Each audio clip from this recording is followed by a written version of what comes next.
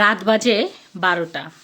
এখন হচ্ছিল কি বসে থাকবো, শীতকাল বলে কথা। মেয়ে এখনো ঘুমায়নি, ওই যে খেলা করতেছে। তো আমি কি করলাম, এখন ভেজে নিয়ে আসলাম গরম গরম পপকর্ন। নিজে হাতে গরম গরম পপকর্ন ভেজে নিয়ে আসলাম চিপস ভেজে। এই যে এই চিপসটা খেতে অবশ্য অনেক মজা হবে, কারণ এটাতে আমি ভাজার পরপরই সঙ্গে সঙ্গে চিনি মিক্সড করছি। তারপর অবশেষে লাস্ট বানাইছি হচ্ছিল সেমাই। ভালো করে এই যে সেমাই দুজনে খাবো, শুধু আমি আর টুম্পা। তারপর পপকর্ন। আমি অবশ্য ভালো করতে পারি না, যতটুকু পারি ততটুকুই করার চেষ্টা করেছি। শখ আছে, বাট চেষ্টা করি আসলে যতটুকু যা হয়।